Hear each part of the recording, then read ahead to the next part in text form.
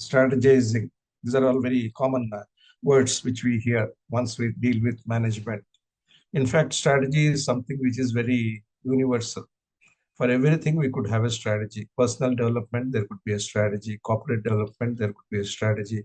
Entrepreneurship, there could be a strategy. These strategies are at a kind of developmental stage. That is, they tell us how we go forward with respect to our future in terms of goals, in terms of pathway, in terms of course corrections, if any, and execution as well as monitoring.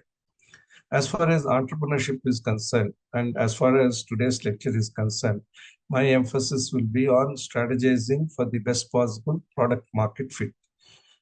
As you may appreciate, product strategy is the core of overall business strategy. Without a good product strategy, no business can be successful because the very idea of business is to provide products or services to the customers. So the core of business strategy is product strategy, and more so for entrepreneurial companies because they're always in search of customer needs and ways and means by which those customer needs can be fulfilled in an innovative fashion. So I have 4 slides of describing what the strategic approach should mean, particularly for entrepreneurial companies. While this may be applicable for mainstream companies also, but the level of detail and the level of sharpness and also the level of accuracy which is required for entrepreneurial companies is much more stringent. So if you want to strategize for a startup, we have to have our main objective as the fulfillment of needs. That's because a startup doesn't have the luxury of a broad product line, broad market segments in which it is operating. It is going to find one particular need and develop one particular product or service to be able to get the toehold in the overall industrial canvas.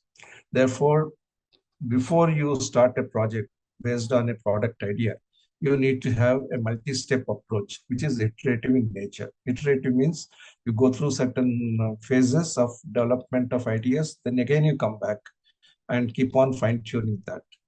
Second, the very foundation of a startup is the ideation and prototyping phase. If you ideate and prototype well, you will be able to get your startup up and running in a good manner. And the third pillar is the validation for market acceptance. You may have a very good product, but by the time you develop, how has the market developed? Is the product still relevant? What have you done to make sure that this product or service continues to be relevant during the lead time of getting it to the market? And that is only achieved through validating for market acceptance.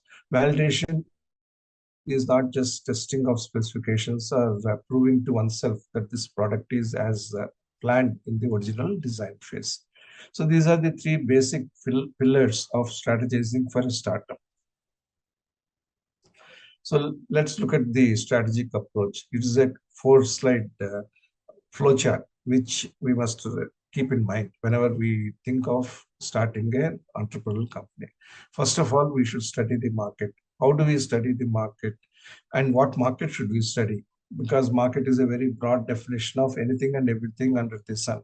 So when we say we study the market, we have some aspiration that I should be in publishing industry, I should be in educational technology, I should be in agro technology, and I should be in a place where there is opportunity for growth, such as artificial intelligence. So this is the fundamental basic idea a startup founder would have. And that basic idea will emanate from 2 sources. One source is one's own technical competence, the background you have had or your co-founders have had, and therefore your confidence in developing the product. The second is the fact that many people are entering into the market and there is a dearth of products in that market. So once you have a broad framework that this is the market I am going to be in, you got to study the market.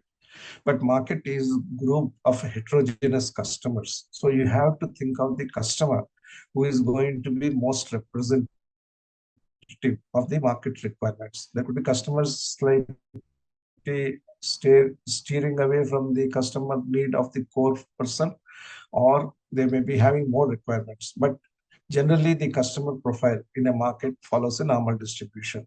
95% of the customers will have reasonably homogeneous requirements. Then you have a product idea. You study your product, and then you study others' products as well. You please then decide whether I am going through a process by which my product will I provide need fulfillment, and those needs should be unknown or underserved. Underserved means you have artificial intelligence, chat GPT kind of platform, but it is not serving certain classes of users. Then it is called underserved need. On the other hand, before artificial intelligence or ChatGPT came, nobody envisaged that this kind of powerful tool will be available for everybody. So it was an unknown development, which only the founder found out and then developed this platform. Once you do that, you shortlist the needs. There could be 10 needs of the customer. You shortlist. And at that point of time, you got to work with the customer to see whether this idea or set of ideas is going to work with the customer. So for that, you carry out design thinking. We have seen in the earlier establishment session that design thinking is a process whereby we work with the customer, empathizing with his needs, ideating, developing, and then prototyping the product solution. So you have to carry out the design thinking along with the customer. And at the end of this particular process, out of the you will get the prioritization of problems and solution. And out of that, you have to identify the top problem solution match. You got to be very clear that you can't be everywhere and you can't be trying to do everything in an entrepreneurial venture. You got to do something so the problem and solution. Once you do that, you have to develop this project in terms of a project plan in greater detail. And you also have to be cognizant that there are many others who are likely to be thinking in the same manner or similar manner. Possibly you are a late entrant to the industry, although with a novel idea. Therefore, you should understand the current industry structure. As an example, if you want to enter the solar module industry, as an example, you should understand who all are making solar modules, from where solar modules are getting into the industry, what are the pricing factors, what are the kind of forces that are working, competitive forces that is working in the industry. All of those things you should understand. Once you understand that, you'll be able to develop your product need match much better. Once you do that, you analyze the growth potential for the new product and service. And at that point of time, you are quite ready to define the broad value proposition. Without value proposition, neither a mainstream company nor an entrepreneurial company can hope to make successful market entry. And at that point of time, you develop what you think is the minimum viable product. This concept of minimum viable product is a very important concept in entrepreneurial development. Ultimately, when you develop a product, it has to be elegant, it has to be fully functional, it could be priced well, and it should be able to have an appropriate cost structure that supports the pricing. So these are some of the aspects of a product. Without that, nobody would buy a product. But at the same time, to develop that product from the beginning is going to be very uh, extreme task for a startup. So you develop a minimum viable product. As an example, if you are doing an electric vehicle, you should develop an electric vehicle chassis with a battery which can run. That is the fundamental aspect of the product.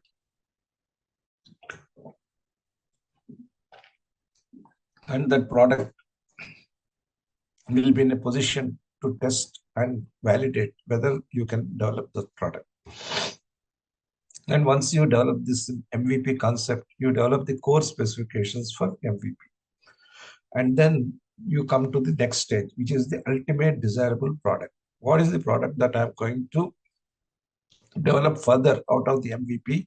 MVP remaining the core, so that the customer is enthused to buy this product.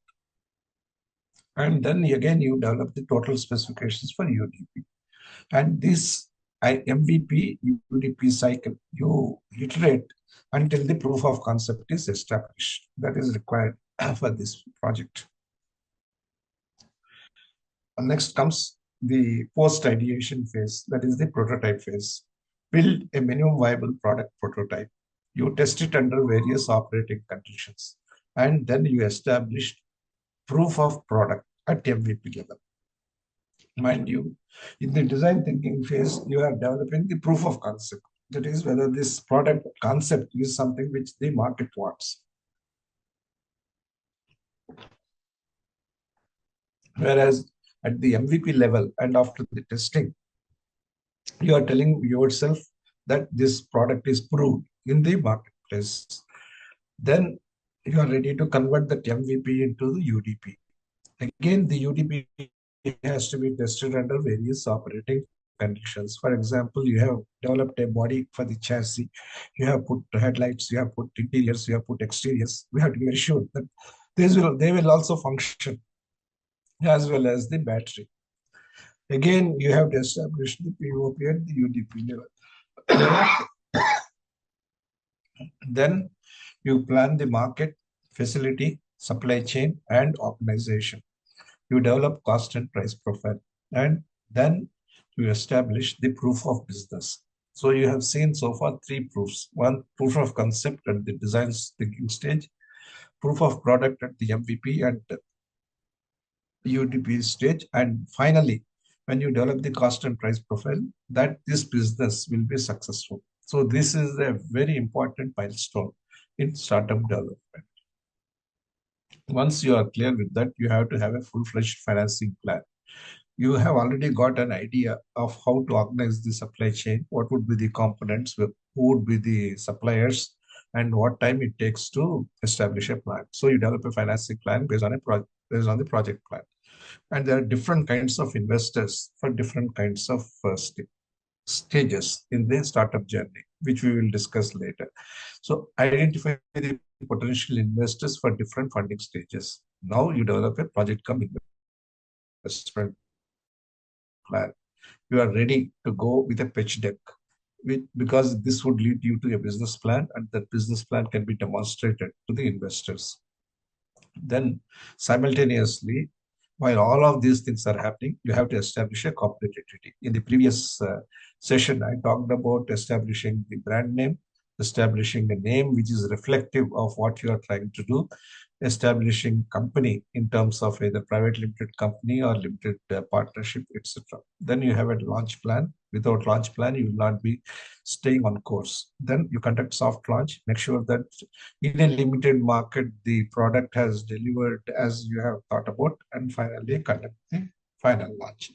These are the elaborate steps that are required for developing a startup to its launch phase.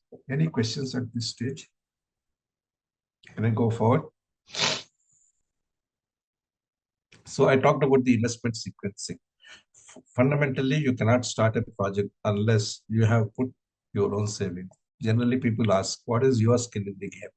Consistent with your economic profile, you may demonstrate that you have put your savings or family saving, etc. And once you have ideated based on your savings, along with your co-founders, you are ready for the prototype stage. And that is when you require angel funding or seed funding. That is high net worth individuals or family offices of established industrialists would be helpful in getting grants or funding. Even Department of Science and Technology provides through various IITs different types of grants. Similarly, there are state government agencies which are providing grants for administratively relevant or socially relevant technological projects. You can use those grants and develop your product. The difference between seed, angel funding, and grants is very simple. In grants, you do not dilute your shareholding. It is one-time provision, and in return, they would take only a very nominal share, if at all. Some will only want that grant to be seen in terms of later stage, sharing of profit a bit, or licensing fee, etc., etc. But grants are not like seed angel funding, which upfront look for some dilution of the promoter's holding. After that, you have to go for bridge funding. This bridge funding takes care of the multiple cycles of prototype development that are required, and also launching the prototype almost to the commercialization stage, all through the testing and validation phase. Typically, this phase, as you may imagine, will take 1 to 1.5 years. And this bridge funding is made possible by venture capital investors. And those bridge funding levels could be anywhere between $2 million to $20 million, or even higher, depending upon the nature of the business. If the startup is looking for scale up on a national level, naturally the funding will be higher order.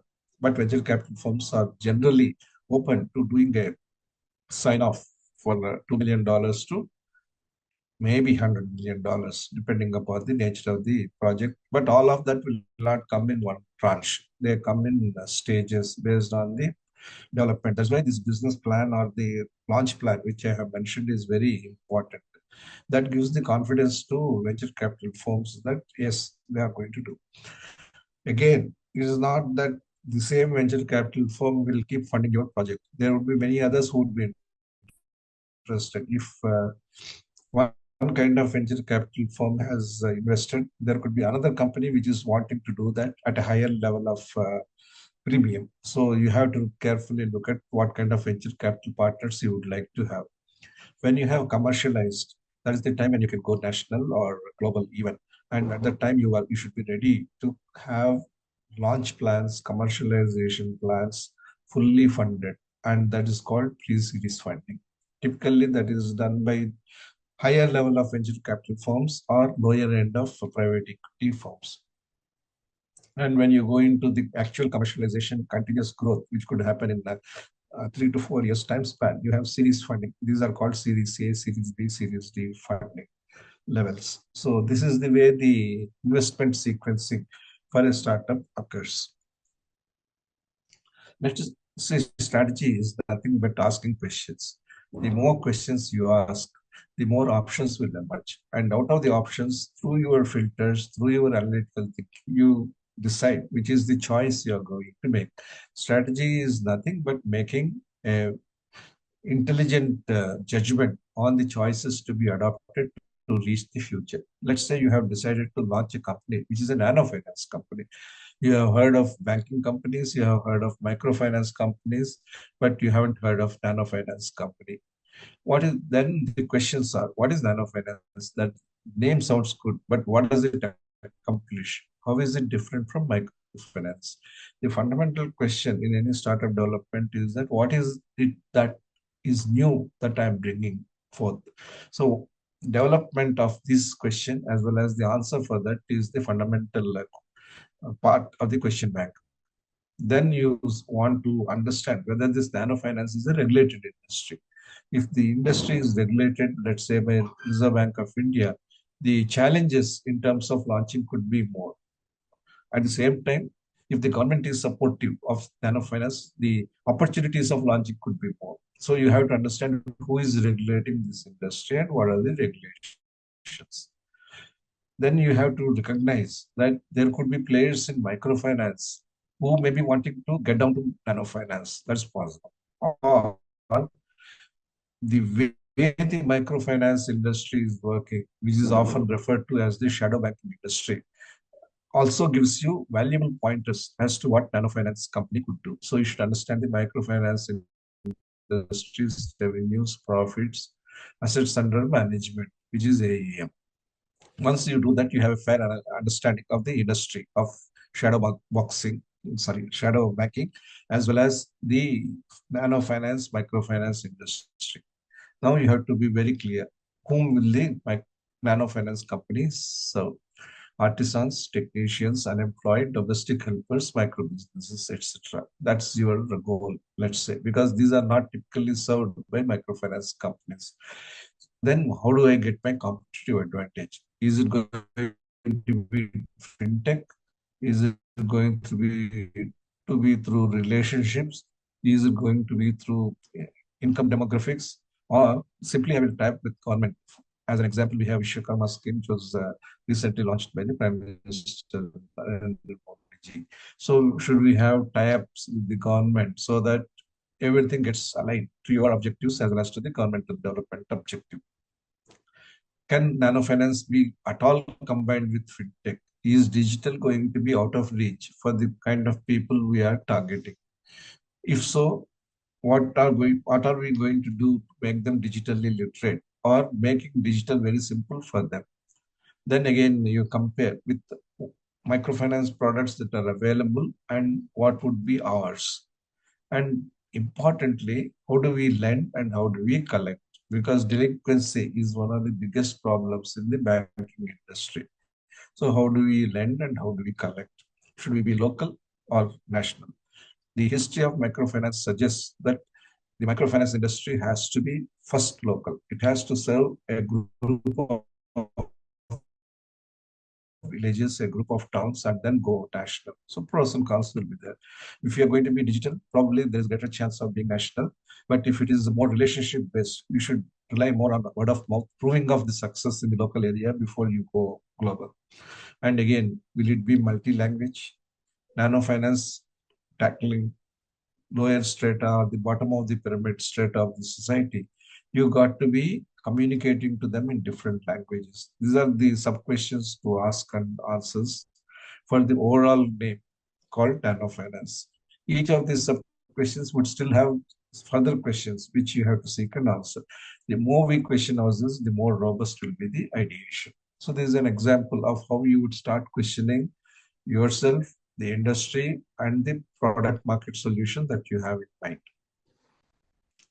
For us to develop clarity when we are going to launch a startup, there are four basic external parameters we should keep in mind.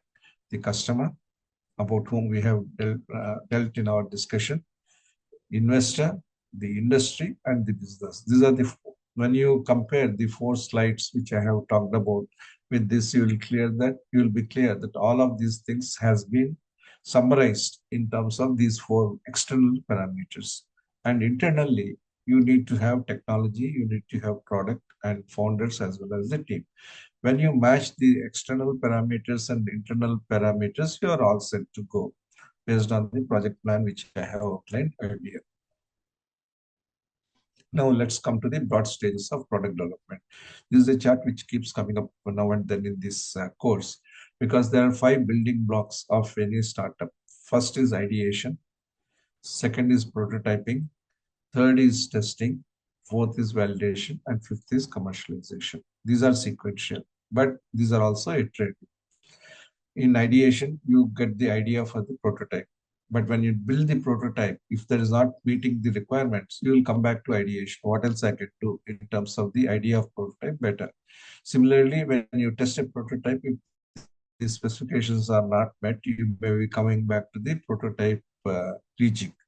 And in the fourth stage of validation, if the customers are not preferring the prototype which you have developed, again you have to come back to the prototyping stage. So this is an iterative cycle that happens. But if validation is taking place successfully, then you are all set to get into the commercialization phase. So I talked about prototyping in the earlier session as well. But in this session, we will look at several examples of how we could do prototyping. The characteristic of startup product is that product plan has to be a dynamic development because it's a very competitive field as a startup. Products are likely to be fuzzy ideas. You think that if you do this, probably you will meet the customer need. And that fuzziness has to be resolved as you proceed through the product ideation and product prototyping.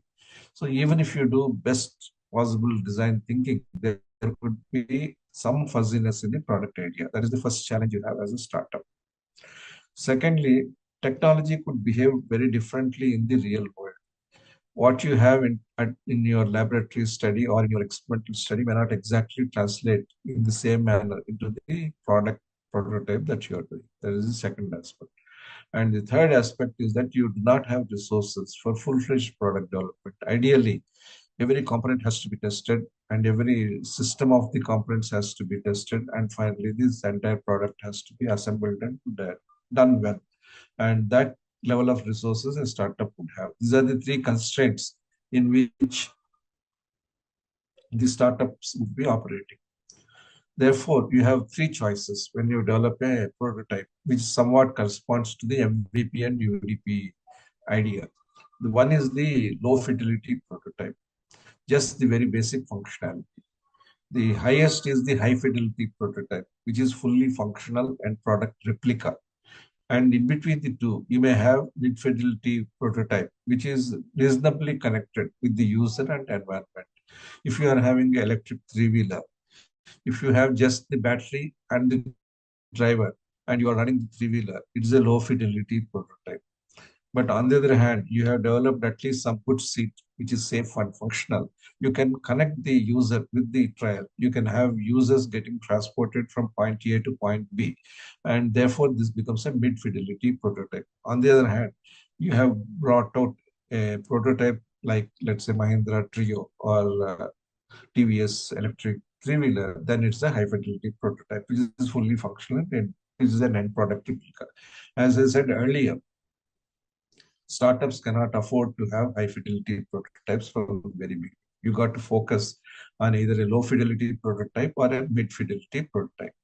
One strategy would be to start with a low fidelity prototype and quickly get on to the mid fidelity prototype. You can do the low fidelity prototype testing within your own research park and then get into the mid fidelity prototype, which could have some kind of user and environmental functionality. So I talked about this minimum viable product. This is a concept which Eric Rice has brought out in the lean startup. Minimum viable product is that version of a new product which allows a team to collect the maximum amount of validated learning about customers with the least effort. So when the minimum viable product is launched, as an example for a smartwatch, you have to, let's say you have a smartwatch, and the minimum viable product should be what? You should have a good display, you should have a functional operating system and health parameters, timekeeping, etc. So if you develop such a minimum viable product, although the screen may not be a OLED screen or the touch may not be so great, rest of the functionalities will be working and the people will be saying that yes, the gyrometers are working well, the sensors are working well, etc. So, and based on that, there would be feedback from the customer as to how this product is functioning. And that becomes very relevant when you are having a novel product. Let's say you have an analog watch and it is going to have a digital capability. On this novel concept as possible. Or you can flip the concept. I am already a digital watch, but I will have a perpetual analog motion in that. That is also possible. And you stylize the digital watch in a different way. So when you do that, the minimum product becomes the style rather than the substance. On the other hand, when you look at an electric battery vehicle, the minimum viable product is the chassis with the battery and the battery management system. So the minimum viable product definition varies from product to product depending upon the nature of the product. What is that version of a new product which incorporates the full spectrum of specifications, some of which may have been refined as part of the MVP testing and validation. The UDP will be the final aspiration version of the product as a message to be delivered to the customer. The UDP also will need to be tested and validation.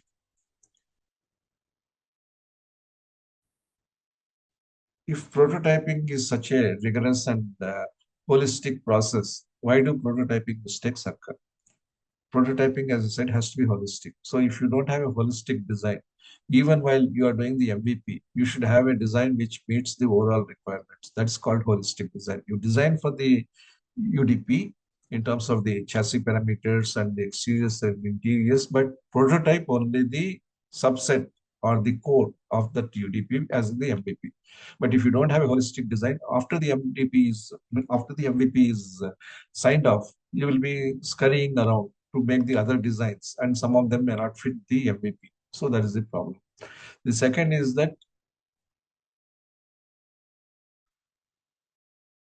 you tend to developing a startup, quite possibly you are going to have certain advantages, or you are seeking some advantages in terms of the form factor, in terms of the miniaturization, in terms of the speed of working, reliability of components, etc., etc. On the other hand, the off-shelf component dependence, which is also there in startups, is going to impede this process. With a view to get off the prototyping stage quickly, if you buy out too many of regular components and fit them into your MVP, you are unlikely to provide the total technological solution there. So you have to have your component vendors who are also willing to travel this journey in terms of development of new components.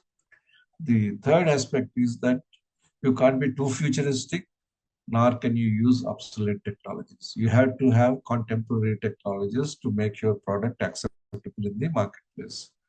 The other mistake that could happen is that you get obsessed with the optics and visual features rather than with the substantive features. That is another reason why the prototyping could not be successful. As I said, it could be a very low fidelity prototype or a very high fidelity prototype. Both of these options will reduce the ability to successfully prototype. The other mistake is jumping too early into prototyping stage without proper planning and budgeting. You have to make sure that the funding requirement for prototyping is fully understood by you. Many companies develop prototypes and then they halt the prototype development in the middle and go to the investors, and they lose valuable amount of time in this process. So you should understand that I need 1 crore for this prototype development, and the seed funding you are taking should be capable of funding the prototype for at least 1 to 1.5 year cycle. The other problem is not forming a prototype ecosystem. Some startup founders are so obsessed with the secrecy or confidentiality of their product that they don't take into confidence vendors. As a result, you get components which are out of sync with the design envelope that you have in mind. The other mistake is that many times startups are so open to considerable feedback. You may have gone through your design thinking, but when the product is finally made, you get attached to the product so much that the customer feedback, particularly during the validation phase, is not listened to. So when you are obsessed with your own prototype, and when you are not recognizing any adverse feedback, you are letting go of the chance to fine tune the prototype and make it successful. So customer centric designer with business acumen would be supporting development of successful prototypes without any of these mistakes that we have discussed. After the prototype is done, we have to have a testing and validation strategy. That is, as you can imagine, testing is about comparison of the product performance, product form factor with reference to the specifications. Whereas validation is one which says that this product is going to be acceptable in the marketplace. So in this, there are 5 stages before including commercialization. First is testing of product concept. Second is testing of product. Third is validation of product concept. And fourth is validation of business concept. All these four aspects are important. You can't skip on any of these steps during the testing and validation phase. Testing and validation are interlocked. You can't do validation without testing, and you can't stop yourself without doing validation after testing. As I said, testing is performance against specifications. It is a quantitative analysis. If the speed to be has to be this much, you test against that. If the energy density of the battery has to be this much, you test against that. If the refresh time is going to be this much, you test against that. All of these things are quantitative analysis against specifications. Therefore, it requires both simulated and actual test conditions. Whereas validation is the basic product premise getting validated, and that is both quantitative and qualitative. Customers will give you quantitative feedback as well as qualitative feedback. So there are inputs which come all through the thing. all through the cycle. Inputs from the ideation prototyping stages and inputs from the iterative testing and validation cycles. These get together in the testing and validation phase. What are the good principles of testing?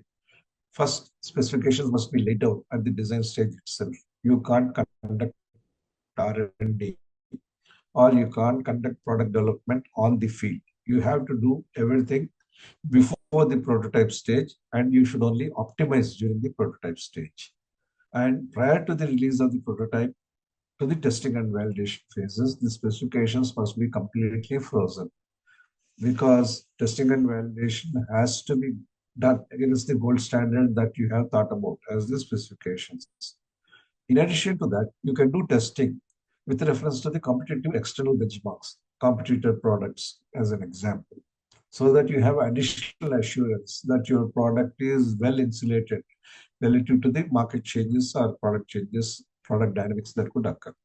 For industrial products such as trucks or other types of passenger vehicles, testing needs to be done by both internal experts, that is design engineers, manufacturing engineers, quality specialists. These are the internal experts, but also external regulators. For example, Automotive Research Association of India and things like that. Similarly, for if you have developed a food process and you have a food product and the recipe needs to be tested for its taste, then you may approach an expert agency like CFTRI, Food Research Institution based in Mysore, for testing whether this product is meeting the requirements.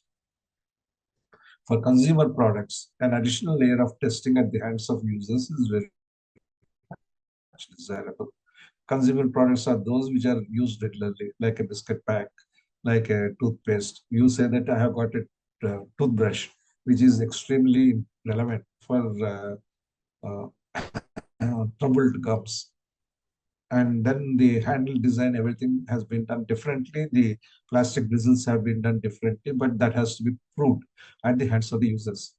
So the key to insightful testing is creation and simulation of actual user conditions as faithfully as possible. We can only say as faithfully as possible because we can never reach the state of actual market. That's why, despite lots of efforts made in prototyping, testing, and validation phases, products still face some issues at the time of launch.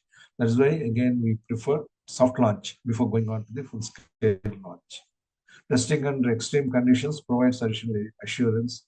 In automobile industry, torture tracks are there in part as part of R&D laboratories, and they help take the extreme conditions into account before launching. Still, you can't really have like a simulated hill climb trial. Suppose your truck goes to the northeast region where there are lots of hills or in the Vindhyas, then that simulation cannot obviously happen at the R&D level. So there will be some rigor which you don't expect, which can't be inputted into the development process. But you have to foresee as much as possible. Again, consistent with the resources that you have. Typically, startups have products which don't require a national testing. Startups generally start with a novel product which is scalable and then which is can be wrapped up. That's the principle of any startup development. You look at the food delivery app. If you prove the food delivery app in a particular region that is hyperlocal, then it can easily be rolled out into the national scene. There is no need to test the food delivery app on all the national parameters because the principles are the same. The way the restaurants and customers behave are the same.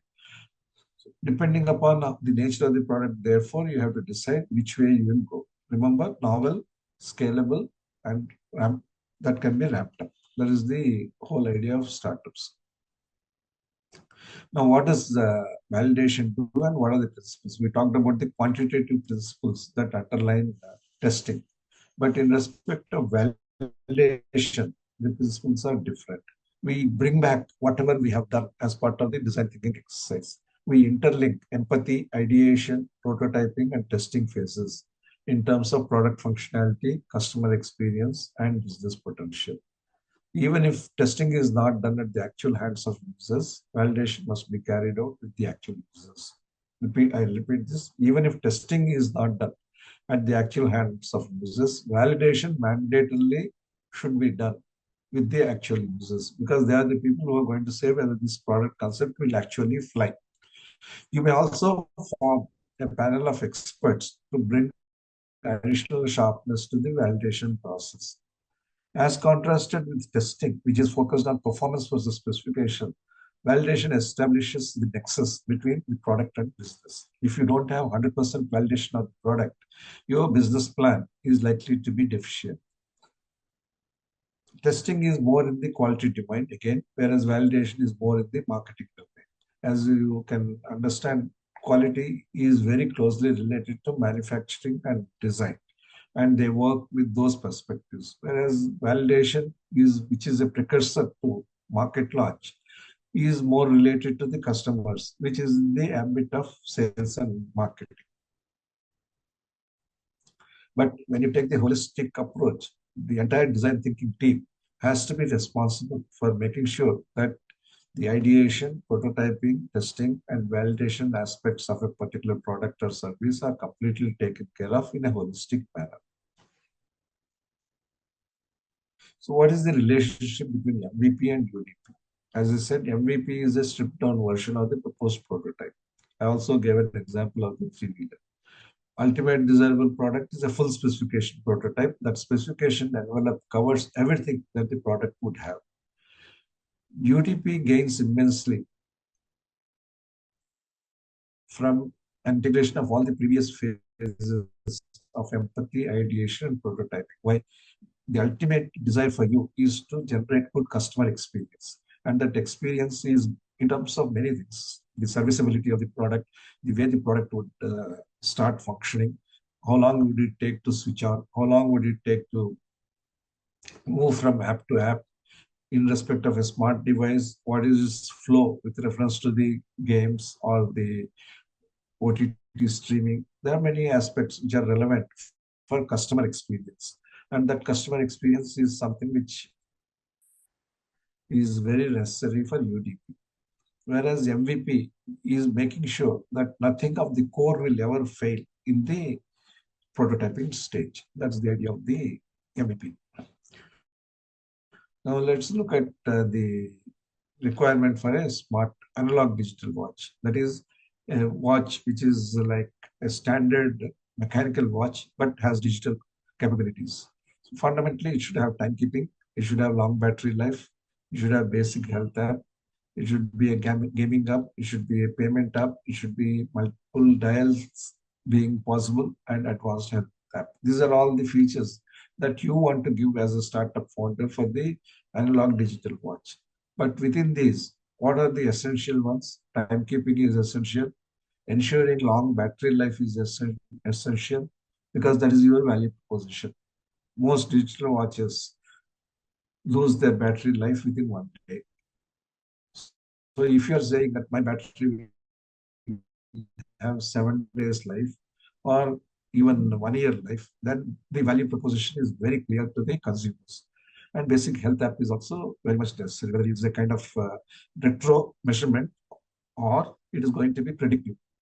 Depending upon what kind of app you have in mind, you have to prove that that basic health app will work. All the other things, including the ability to change the dials, in digital watch, you can change the dials easily. It's just at the click of the button. But in an analog watch, which is wanting to be digital, how do you ensure that you would have multiple dials? So there is a mechanical element, there is an electromechanical element in that. That again could be your value proposition. So all of these things are the factors which go into the ultimate desirable product. So MVP and MDP, UDP are illustrated here. This is a live example of the pi beam electric three-wheeler. So when the MVP was developed, it was more like a three-wheeler cycle with a load on it, and it has done several rounds in IIT campus to prove itself. Thereafter, from this low fidelity prototype, they have gone into a mid fidelity prototype where they provided a chassis cover and then they provided a seating arrangement for the passengers. That was the mid fidelity prototype. And these combinations have led the company to get into something which is very similar to Mahindra Trio as the ultimate desirable product. So the stark difference between MVP and the UDP is very evident here.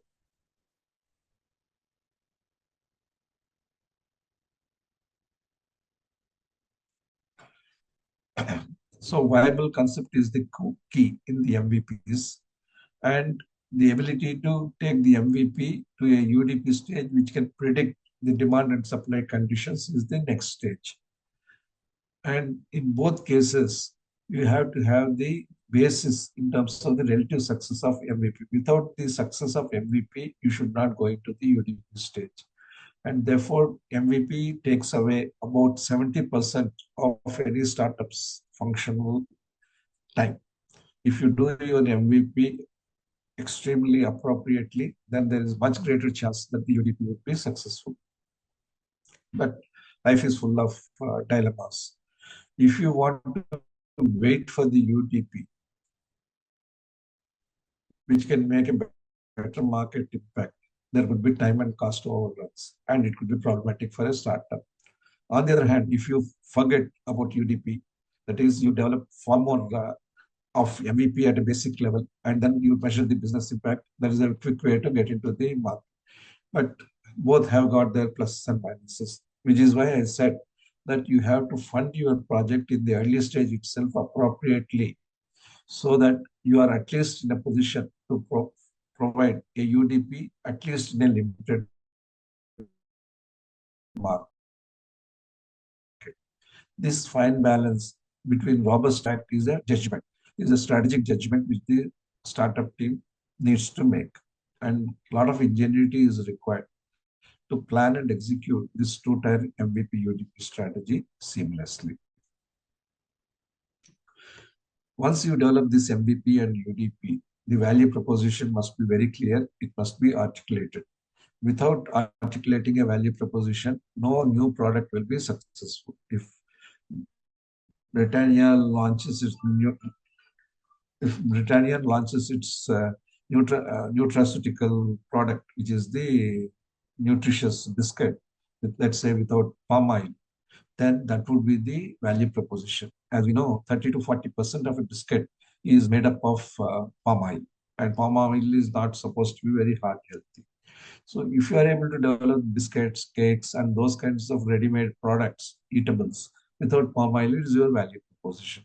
And you should go to town with the value proposition that you have developed.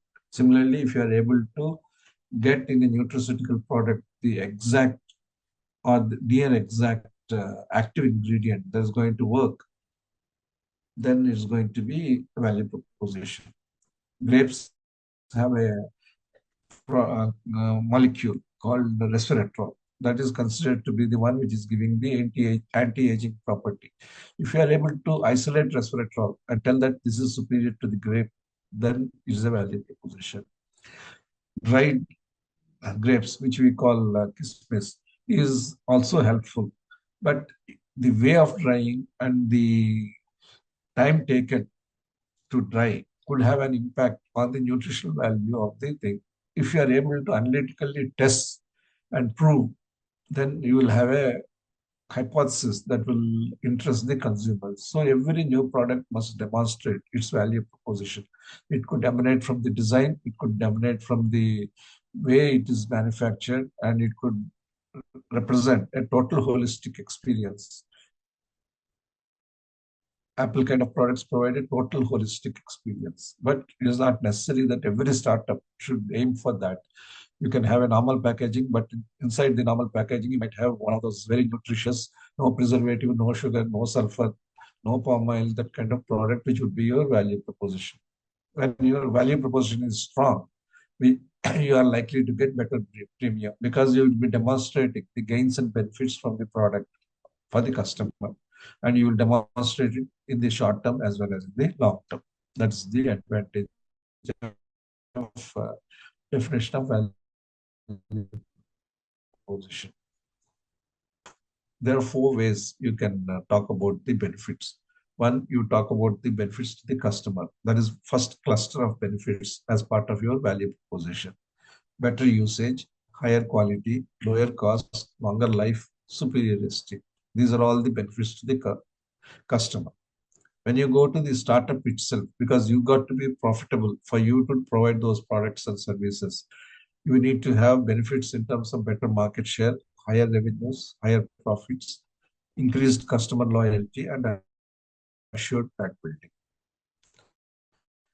But in terms of technology, you can use those technical benefits to demonstrate to the customers better materials, better manufacture, speedier delivery, superior products, life cycle, and digital support. As you can see from these technical benefits, provide support to the customer benefits as well as benefits the company itself. But then today we are all talking about the purpose.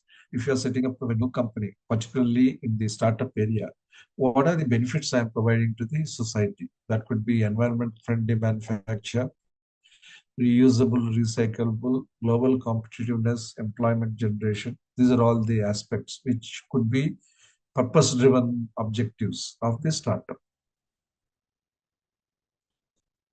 Let's look at the prototype stages for a software. The basic stage is circuit engineering prototype. You test the performance and integrity of the electronic circuits. Once you do that, you get into a functional prototype where you integrate the PCB as the operating motherboard and test the prototype function.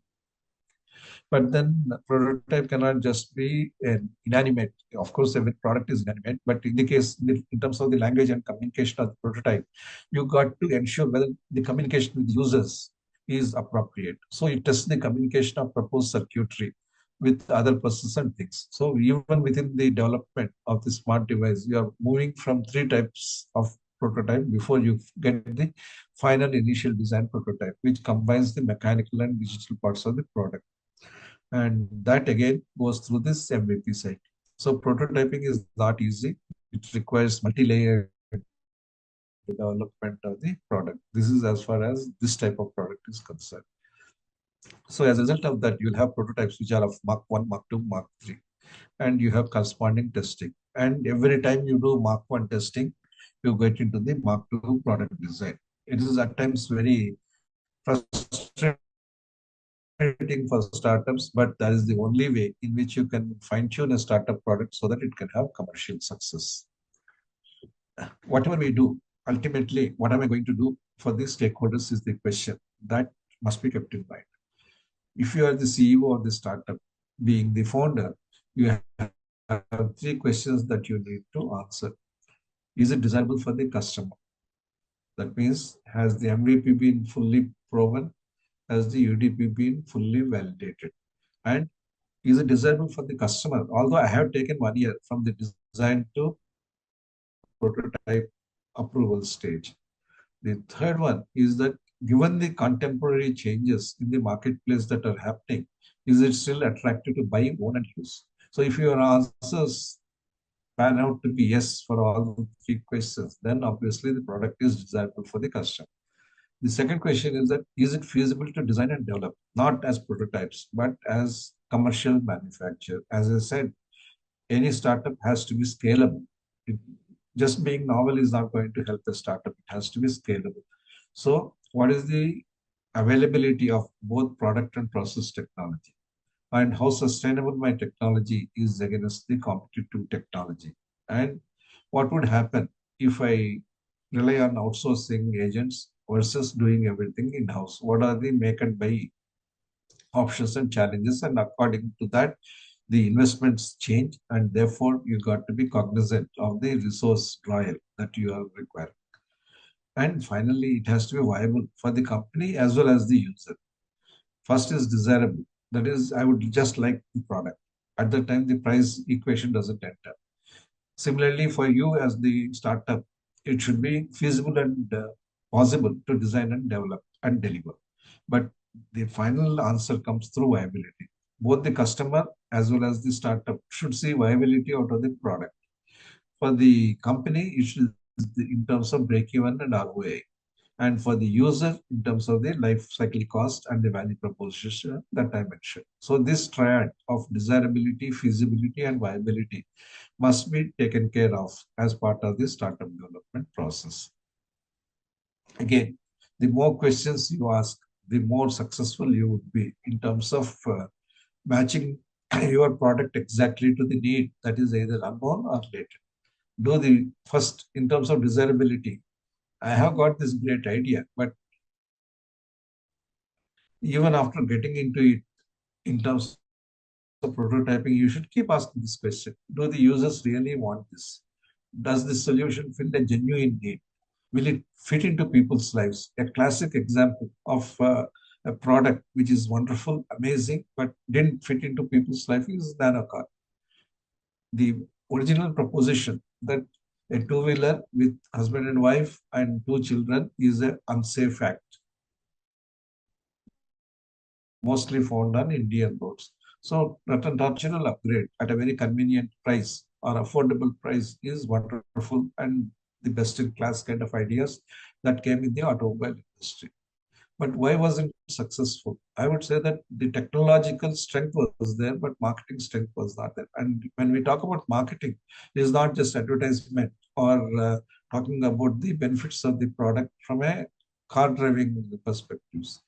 People who use two-wheelers are likely to be in apartments, and the parking space in the apartments is very limited. And you can see two-wheelers crowded. And how can you have them migrate to a car which cannot be parked in their housing society? So there is the customer value chain far beyond your company's value chain. And that's the one which is going to dictate the desirability at a particular level. Then, of course, the appeal factor, the desire factor, and the affordability factor. When you come to the feasibility, can the product be manufactured the way customers want it? Because in the validation phase, somebody might have said that I want the headlights to be LED headlights. Somebody might have said that LED headlights are not necessary, but the curvature should be in a different way. Somebody might want a sunroof, somebody may not want a sunroof.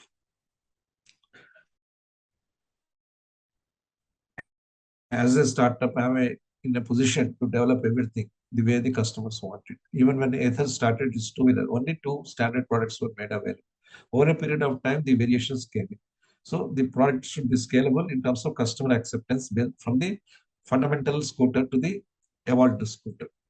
And the other one is the technological dependence. If you are completely dependent on external sources for your technology, it is unlikely that the startup can be very successful. You need to have technology within yourself, at least to the substantive portion, to the core. Sorry.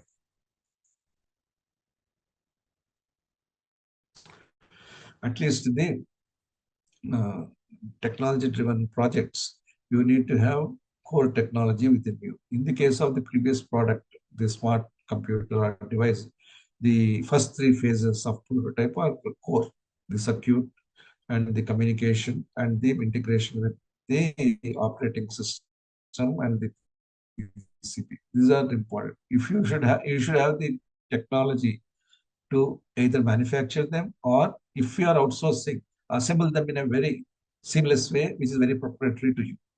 And that technology must be foolproof and also cost effective. And the questions on viability are what would be the life cycle cost, or what value the customer would see at different price points, what would be the profitability at different price points, and what are my business goals. You should again recall them and use the solution aligning with my business goals. What will be the return on investment? For all these three areas of questioning, there are no standard answers. You may get a variety of answers, and those answers also may be sensitive to the collateral factors that emerge. That is, my appeal or the appeal of the product to the customer may depend on certain other aspects of the product variety, which is not within the control of the customer, but customer wants that. The company should assure whether that variety is possible. So the lesson from this is that there is no one desirable feasible viability equation that you can think of. Now, this is a very interesting presentation of these three factors. Let's say the vertical, this is a 3D aspect. Let's say the desirability for users moves from low to high. Similarly, the viability for the firm moves from low to high.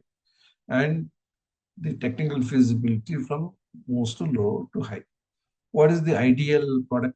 Where it is most desirable for users, where it is feasible very easily, and where the viability is the highest. That is the triangle you would like to stay in. If your product is matching the triangle, you are very happy. But most of the times, your triangle, your startup's product triangle will not be that. The desirability for users will be at, let's say, 70% or 80%. If it is at 50%, anyway, the project is an non-starter. So it could be 70 to 80%. Again, given that you are ramping up the production, the viability also will not be what you want. You may not have more than single digit returns on investment even after 2 to 3 years. So viability will be mid-range. And the technical feasibility, if it is too easy to make, then everybody can make. If it is too high to make, it will require huge investments, huge component development, and it will take extraordinary time. Again, technical feasibility, you have to find the right balance. So the triangle which is actually applicable to the startup is the joining together of different levels of desirability, viability, and feasibility. Why should we focus so much on prototyping? Because prototyping has certain other advantages as well. If you do a successful prototype, that prototype itself would be demonstrative of your core product technology, and that could lead to licensing and acquisition possibilities. There are some startups which have developed certain core products, they have licensed them or let them be acquired by somebody else, generated much more higher generated much higher level of resources, and they could do the next startup project in a very successful manner. So prototype is helpful if you require additional funding as you are developing the startup journey. So licensing and acquisition is possible without prototype development. When people see the prototype as opposed to pitch deck is nothing but a presentation which gives the product highlights, which gives the market highlights, and also the way the investors propose to take the product through design, manufacturing, prototyping, and all things which we have done for the commercial acceptance. So that pitch deck is something which buys people's attention and people make the investments. But if you have a prototype, then the value of the pitch deck is going to go up multifold. So the investments by tech giants for further product development is particularly feasible when you have a successful prototype. If you have very good prototype, you don't have to scurry around for different investors to fund your project. Even one venture capital investor would be willing to write a big check for establishing your product to the full scale level. And if you have a good prototype, even if somebody doesn't want to acquire, they might have joint ventures and partnerships. Titan's fast track range, which is in the digital area, is based on some kind of technological alliance with another company which has succeeded in that. Noise, its operating system and code is based on another startup which has developed that prototype very successfully. So successful prototyping not only takes your product to commercialization stage, but also provides additional streams of revenue. Any questions at this stage? Now let's go to the ideation and prototyping examples. Saying that design thinking should be like this, saying that ideation should be like this is one aspect. But really going through some examples of such ideation prototyping is going to be much more of a good learning experience. Here, it is not about the examples being the right examples or the real detailed scientific technical examples. What I'm trying to demonstrate is that critical thinking is essential for us to do anything, more so the startup. Critical thinking means you look at the problem from multiple angles, find out analytical canvas, and then from that you conceptualize what you think is the solution, and then again go analytically to detail the solution and finally get into the prototype. This thinking process is what I'm trying to demonstrate through the ideation prototyping examples that I am providing. We all are very familiar with fans, and we know that these fans create a lot of noise. So the startup which I have in mind is that of a whispering fan. Whispering fan means talking at a low level, which you can't hear. So whisper is something which is almost noise free. So your goal is very ambitious, very aspirational, and therefore you have titled this startup for yourself as Whispering Fan. So once you do that, you have to look at the fan industry. There's no point in trying to develop the whispering fan all by yourself. So when you look at the fan industry, you will find that this industry has not changed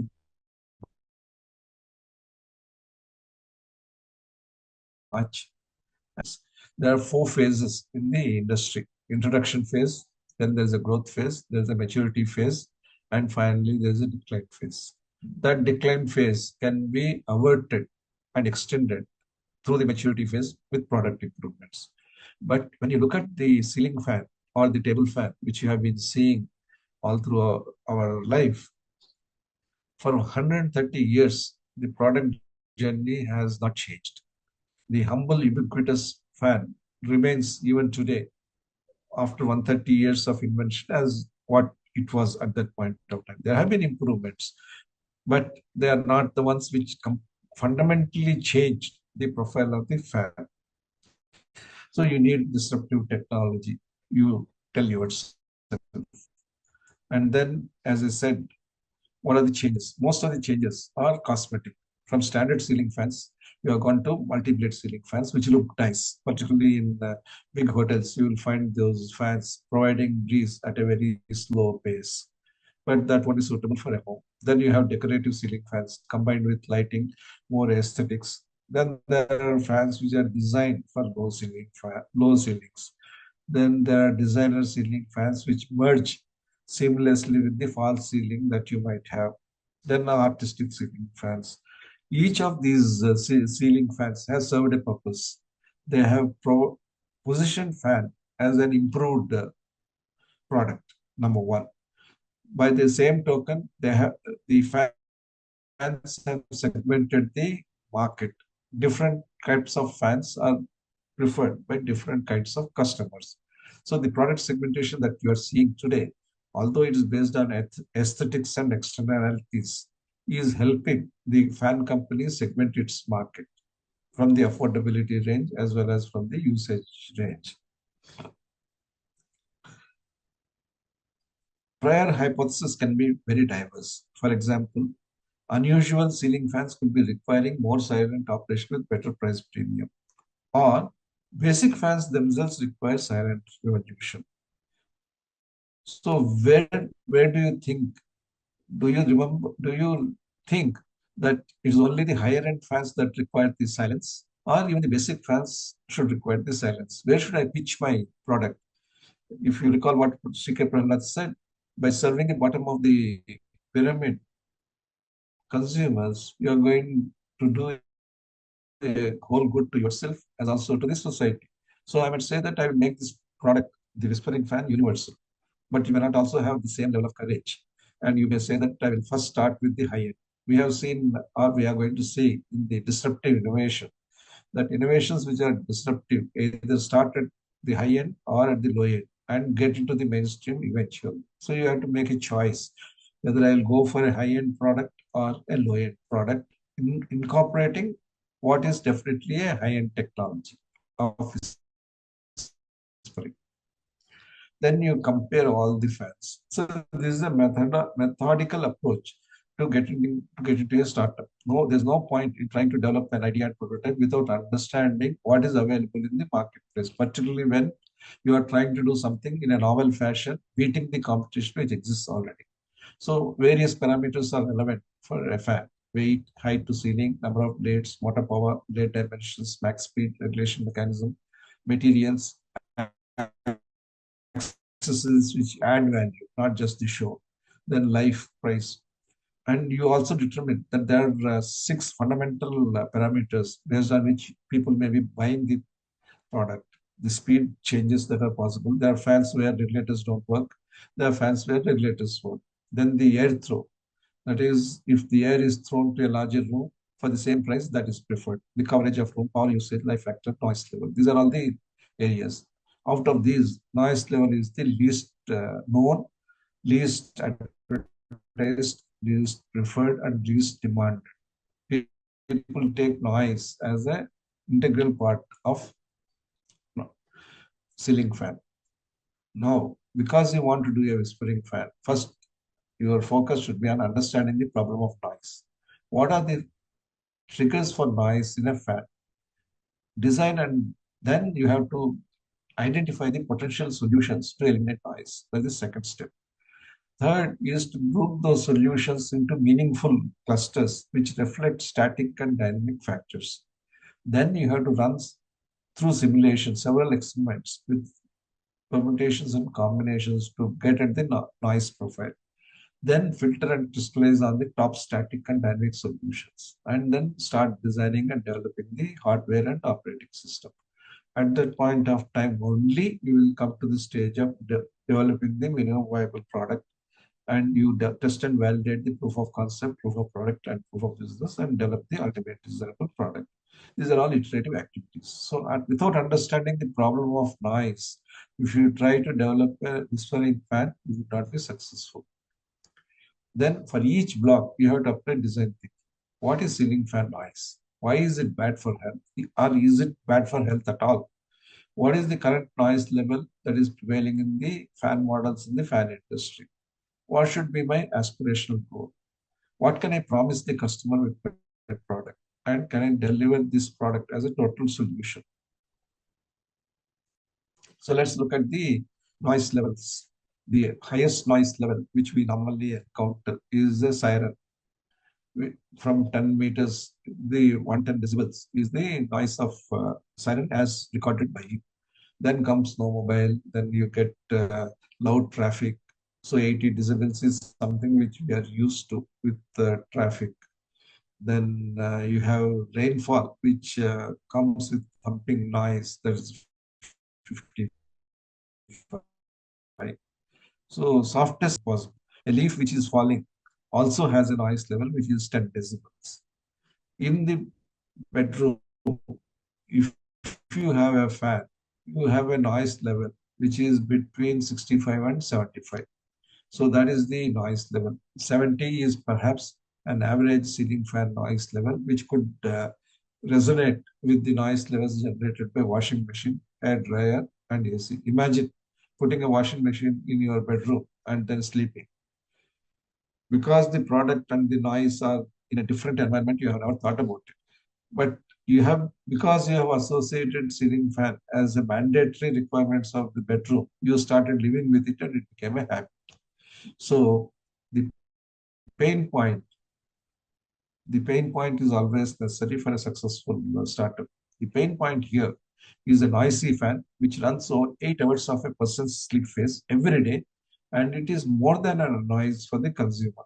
It not only affects the quality of sleep, because sleep itself has got several phases, it could cause serious physical and mental abnormalities over the long term. There is research which has talked about these factors. So you have seen a pain point in what you have as a startup idea. The problem is that the pain point is not understood. So you are getting into a situation where you are partially providing a better fan, you are also partially discovering an unknown need and making that need known to the consumers. And those are your success factors for your product. So then you start analyzing what are the causes of fan noise. It could be due to air cutting. It could be due to blade design. It could be due to the motor, the regulating system, the mounting hardware, and materials used. All these will have a different impact individually and collectively. And they will be felt differently in different room envelopes. So there's no one glove fits all kind of solution for this problem, because fans can be used anywhere in any setting. Before you go further, you have to analyze about yourself. In the very first session, we talked about entrepreneurial journey as well as entrepreneurial self-discovery. It is important to think about yourself as the person who is going to be almost solely responsible for this startup. So you question yourself, who am I? Am I an electromechanical engineer? Am I aeronautical engineer? Am I a mechanical engineer? Am I an industrial designer? When I say am I, it could also mean your co-founders or people who are going to team with you to provide the technology. And why are we asking this question? Because the product requires a core competence that is distinct from the individuals. You may be a great electromechanical engineer, but that doesn't provide the total core competence that is required to design a spring fan. So if you are, we are developing the best possible motors and regulators. If you are an aeronautical engineer, your focus is likely to be on the blade design and air shear. You bring your core competence there. If you are a mechanical engineer, you will focus much more on materials and fits and tolerances. And through that domain, you try to reduce the noise. As an industrial designer, you will be very much preoccupied with the overall elegance and the design language of the fan. Once you understand the core competencies required for the product you have in mind and your co-founders core competencies, you can understand what else needs to be done in terms of assembling the team to match the full requirements of the product. So finally, when you do all this analysis, you come to a potential solution. I will require motors which are silent, next to nothing noise, and therefore they are very specialized silent motors. And the lighter the material is, the lesser the noise. But too light blades may break. So you need lighter as well as stronger materials. The shape of the blade definitely has a big role. So I have to redesign the blade. And the regulator itself should be optimized. Depending upon, it is not manual regulation. Depending upon the speed, noise level, the regulator may have to self-adjust. That is a new factor in this whispering fan design. And you have to model the design to suit the room and then standardize the hardware for flexible design. And to be able to do all that at once requires your own capabilities, but also the ecosystem capabilities to support you. This is a potential solution. Once you do the potential solution, you will simulate. If it is 75 square feet or less, you require a 44-inch fan. If it is up to between 75 and 350, you require a 48 to 58-inch fan. Over 350 square feet, you require 60 inches or larger fan or multiple fans. So there are many factors which are relevant in terms of the blade, number of blades, blade configuration, the relationship between the air throw and the room size, everything. So as you develop the fan, it is actually a de novo development for you. You are starting ground up and trying to develop the most appropriate fan for this. And again, a lot of analytical thinking, simulation capabilities. Then you have to test this MVP and UTP. We talked about the income demographics of fan users and where this should be positioned. You have to look at the price elasticity of demand. If for 200 rupees more, the basic fan itself is made silent, will the demand shoot up, or would that be an entry deterrent price? Similarly, for the high-end product, you add more of the things, then it would be completely inelastic because they can afford, and there's no entry deterrent price for the high-end customers. So if the product is nearer the MVP or a thumb rule, it could be for the BOP consumers. And if it is UDP plus, it could be nearer the high-end consumers, a value-added premium product. That said, nothing prevents you as a startup founder to make available a high-end product for the low-income strata of the society. You would be, in that case, a winner, provided you position it, price it appropriately. This is the price elasticity demand curve. Some of you must be familiar. You plot the demand on x-axis and you plot the price on y-axis. What is perfect elasticity? Perfect elasticity is that even if you hold the price, the demand will vary. Seasonality could be there, or people's whims and fancies could change. That is a perfectly elastic. What is perfectly inelastic? Demand completely unaffected by the price. That is, you reduce the price, the demand stays midpoint. You increase the price, the same demand, which means what? It is a staple requirement for you. During the COVID times and also later because of the Ukraine war, the import of oil seeds has gone up substantially in its pricing. And Indian oil industry, edible oil industry is completely import dependent. Therefore, a sunflower oil, which is at 90 rupees, went up to 230 rupees or so. However, the demand for the sunflower oil did not reduce. The demand continued to be as it is. In fact, the demand increased. Two factors. One, it is a kitchen staple. That is, without oil, there is no Indian cooking or any cooking, number one. Number two, more people were staying at home. Demand for oil shot up. So the concept of price elasticity is a very interesting concept, which is very relevant in management in the overall and particularly for startups. So I have illustrated this price elasticity of demand at some length here. Now, what is the entry deterrent price? This concept of entry deterrent price was proposed by Professor Michael Porter. It is a hypothetical concept that focuses on the prevailing structure of prices and the related factors such as product quality and service. And that cluster must balance the potential rewards from entry, which are focused by the potential entrants. And you should have the ability to overcome the structural entry barriers and pricing retaliation. Let me make this very simple. You are, let's say there's an electric vehicle, Tata Nexa, Tata Tiago. Now Tesla wants to enter this market with or without excess duty and customs duty SOPs. And the price is, let us say, $2,000, whereas Tata Nexon is $1,000. Now, is $2,000 the entry deterrent price? Now, it is not only the price, but the serviceability of the product will also be taken into account by the consumer. The consumer will say that Tesla is a new company, nice to have, but then they don't have any service stations. And therefore, I would prefer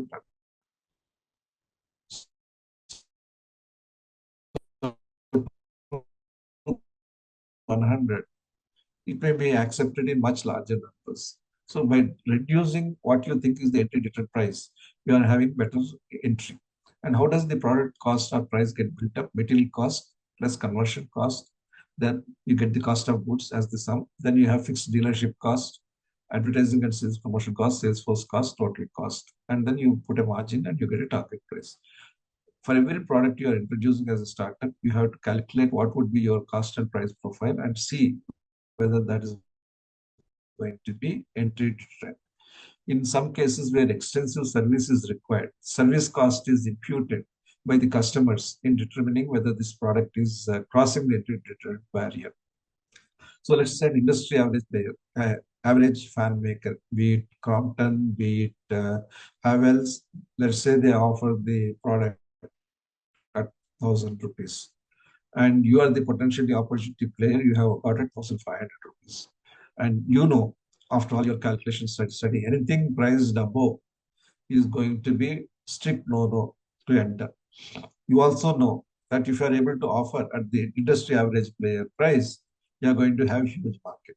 So this gap between the entry deterrent price and the industry average price is the premium that is available for you as the new entrant. The entry will be muted or unsuccessful if the entry price is higher than the entry deterrent price, which was one of the reasons why trucks like Isuzu and Hino, which tried to enter India, were not successful because they were much beyond the entry deterrent price. Similarly, entry will be successful if the entry price is less than the entry deterrent price. Now, if what happens in a hypothetical situation where even lower than the industry average player, at that point of time, different kinds of behavioral economics kick in. Not always a low priced product is considered the best product. People might think that a low priced product is also a cheap product. So you have to be very careful as to how you play upon the difference between the industry average player and the entry deterrent price that you compute. Yes, there was a question, I think. Any question? Another example I'll take. This example is about portable ventilators. When did portable ventilators become very important? They become very important in COVID times, and they continue to be important provided the concept is taken to the full level.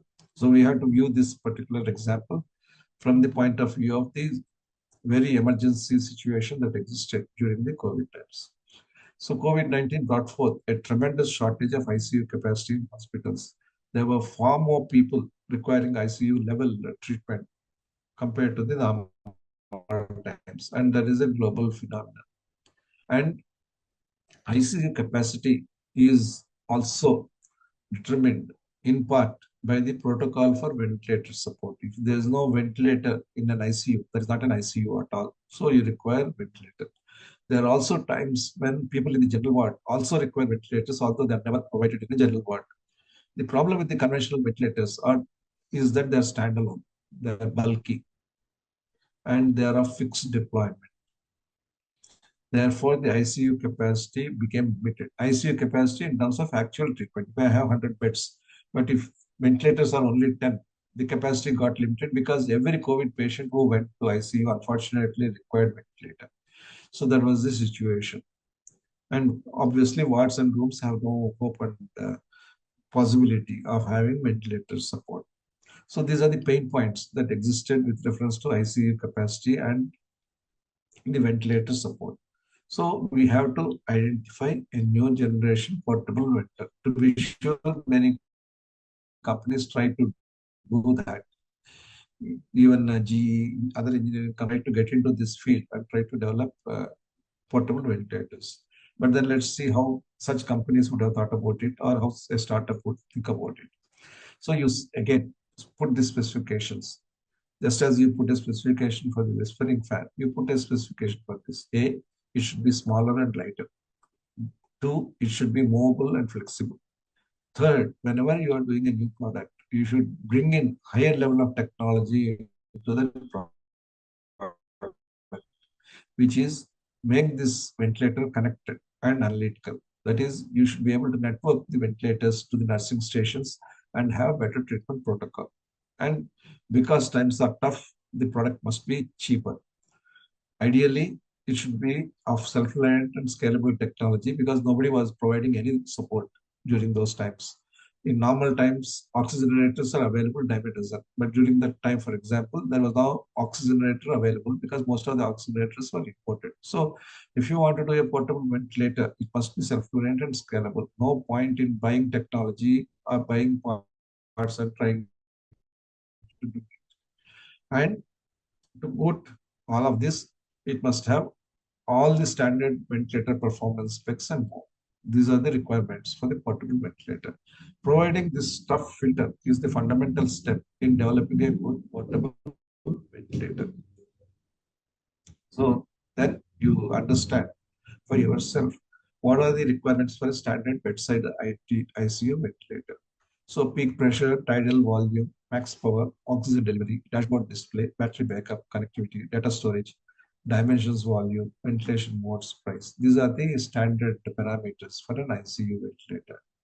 So you create a portable ventilator which is on par in terms of the peak pressure and tidal volume, better in terms of power consumption. Oxygen delivery should be at least the same as the standard bigger size ventilator. The dashboard display should be connectable to a tablet or phone. Battery backup should be higher. You should also be able to connect this to the cloud so that you can do continuous analysis of what's happening. Built-in standard big size ventilator must be unlimited on cloud. Obviously, the dimensions volume must be smaller. In this case, 1 cubic meter versus 0.03 cubic meter. Ventilation modes could be of different type. Standard ventilator has one mode. Here, and you wean the person out of the ventilator by taking off the ventilator. But in this case, we want to give a feature of auto wean. That is, as your breathing improves, the ventilator should be able to sense it and condition you for lower level of ventilation. This is called auto wean. Price, If 6 lakhs is the price of the standard bedside ICU ventilator, I will develop it at 20% of the cost. So this is the challenge. And startups typically excel in developing products when such challenges are provided. And it is up to the startup founder not to take inane or basic challenges. The startup founder must take challenges which are classy, which are tough to implement, and which are of higher quality. So again, when you develop this kind of thing, the vision could even extend beyond the immediate. One, it enhances ICU capacity and enables in-room ventilation service. Suddenly, by the click of your product, if there are 300 rooms and 50 ICU beds, suddenly ICUs will be 300. That is the kind of contribution you have made to the hospital healthcare. Second, because this is a portable ventilator cheaper, even smaller clinics and rural urban PHCs, public health centers, could have this portable ventilator and treat people successfully at the basic ground level. Also, because you are enabling real-time and remote monitoring, you will understand this COVID impact on the lungs much better, and you will have better clinical integration because of the portable ventilator specifications that you have developed. So it's not just one portable ventilator replacing one big size ventilator. It goes far beyond in terms of the developmental capability of the healthcare system itself. Now, having developed a ventilator, it's very logical for you to ask yourself what else can be done. You can develop a non-invasive option. You can deploy it in homes as well. You can combine it with oxygen generators. You can also monitor other patient parameters along with that. So the next phase developments, but possible that this startup will be abstract. So this is one of the important aspects. What else can be done with whatever I am doing? Similarly, when you go to the whispering fan example, if you have ever got a silent motor, what else you can do? Every product which has a rotating motor can be reduced in its noise level. For example, the hair dryers, you can reduce dramatically the noise level. Many such possibilities exist. I will just want to ask you whether you have any questions at this stage. Okay. So the next example is antiviral coating on masks and textiles. So the question is that why should we allow the COVID virus to enter our breathing system, whether it is by mouth or by nose? So if you make the mask more effective by not allowing the COVID virus to survive, then you are having a partial winner because COVID was too dicey to meet any regulation. But at least this will make the COVID virus not affect many people. So two options. Textiles to be pre-coated prior to conversion to masks or wipes. Second, already done thing, you coat them with antiviral nanoparticles. Now, the second option, that is masks which are existing, you want to coat with antiviral nanoparticles is infeasible because the mask could vary and the sheer dynamics of handling the mass individually is not compatible with mass production. But on the other hand, if you have textiles which can be pre-coated prior to conversion to masks or wipes, then it will be very effective. So,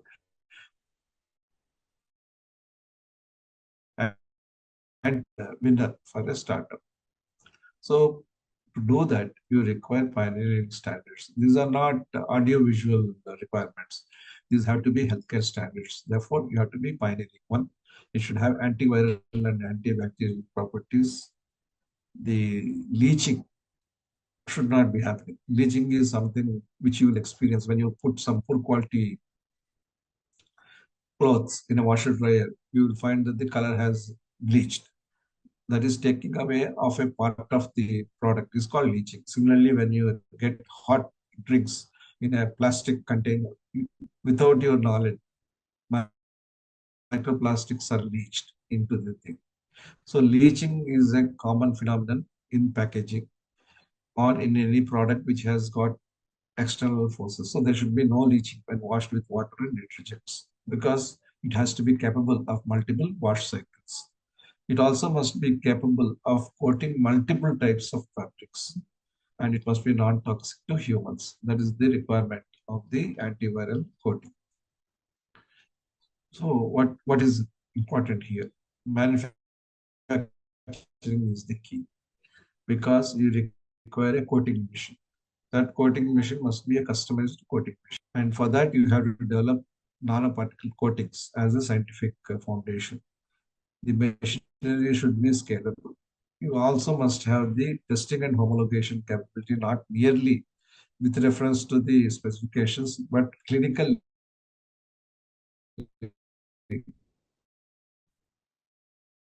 With is it a B2C? Whispering fan is a B2C, that is business to consumer. But the previous one as well as this one is a B2B business by and large. Even the portable ventilator at some point of time could be B2C when it can be adapted to home settings. But this one, antiviral coatings, is going to be a B2B because masks are made by few businesses and those businesses must accept this. So coalitions and alliances with prominent textile and mask manufacturers could be the right way. You are on trying to do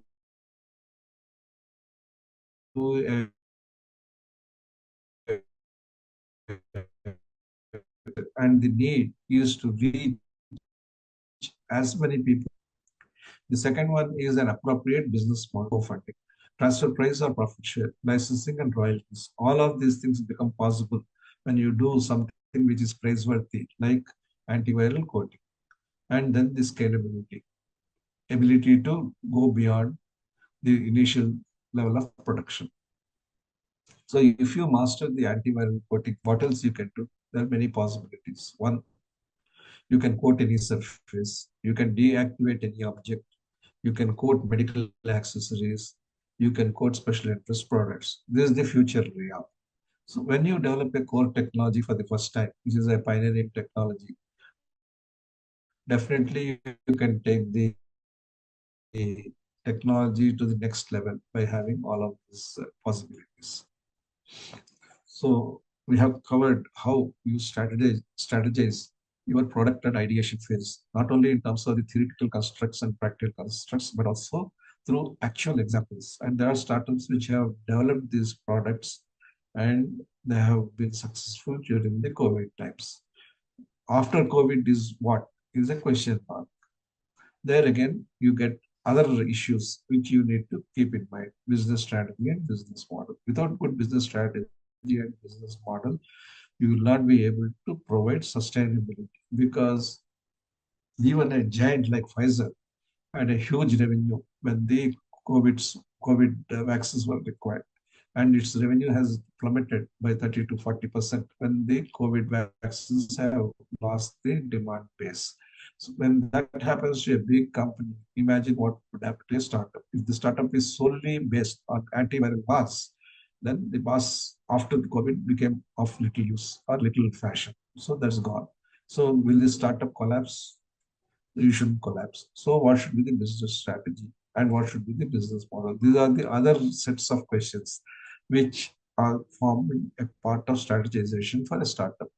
You should not only see the initial success, you should see not only the scalable success, but you should also see what else could happen, which is quite different from what you envisaged at the beginning of the thing. Um, Rakshit has asked me, can you explain the difference between see, I mean, it is a question of both technical analysis. When you have a mask, which is the question was, how do you decide whether I should do the viral coating, antiviral coating, or a mask or a textile?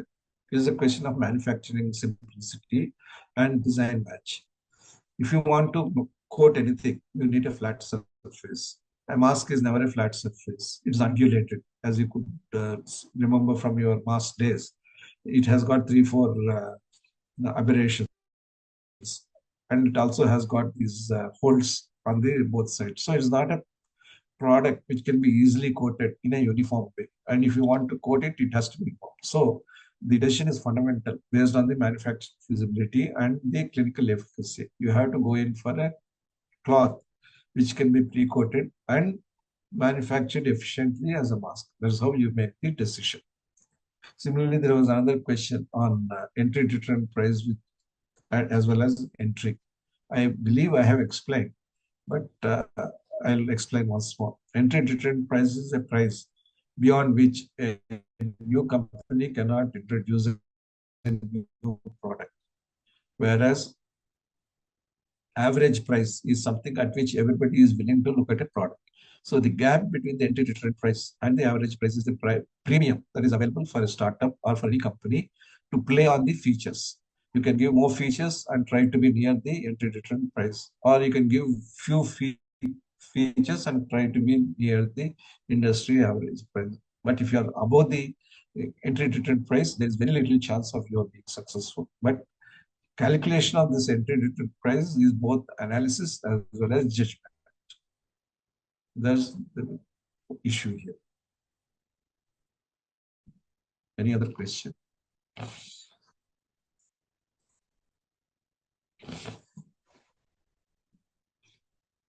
Yeah, Varun Sundar. Any question? Please ask. Sir, I have a few questions. Yeah. So during the pandemic, a lot of new technology came into place, like portable ventilators and all you were mentioning. So, like, was it? But a lot of it would have been useful after the pandemic was over as well, right? Like Yeah. for normal purpose also. So that's where the two factors come in. Lots of engineering companies try to demonstrate their social purpose by developing these products. And not every product was something which is friendly because they came up with an engineering angle. But if you are a startup which has having both medical angle or medical capability and the development capability, you could have been winner. Number two, again, like a spring, human behavior tends to revert to normal. And that the spring action is there even in the startups' emphasis on portables as well as the equity investors' influence on portables. No portable company has decided to license this technology and take it and develop further. On everybody's mind that ICs have to have a little proportion between general wards, total rooms, and the ICUs. And if that equation is altered, the whole healthcare cost will increase in that hospital. That is number one. Number two, again, an algorithm that not everybody in the normal course require an individualized portable ventilator. Again, we go back to the one fixed cost trying to meet 10 patients. So that reversion of human thinking to the old established system is something which has stopped further development. But nothing would have prevented a startup which is capable, which is sustainable, and which also has been supported by equity investors to go on with the development and perfect the product. So if someone were to do it now, it is still, I would think it is a worthwhile venture. Okay, thank you, sir. Any other question?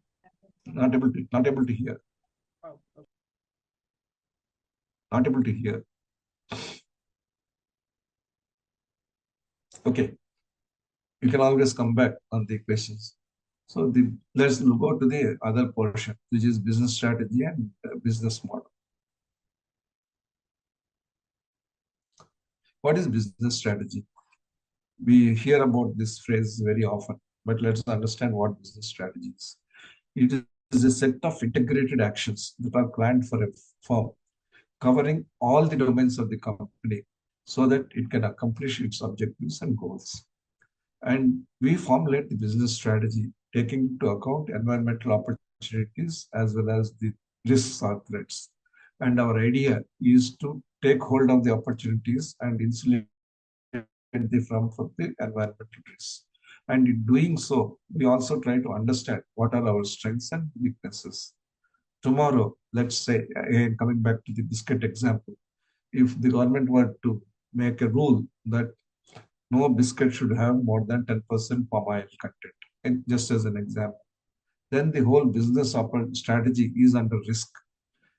But if the company's strength is to develop alternate types of biscuits, the business strategy can be quickly rejigged to take this challenge as an opportunity and maybe beat the competition which is not able to do that.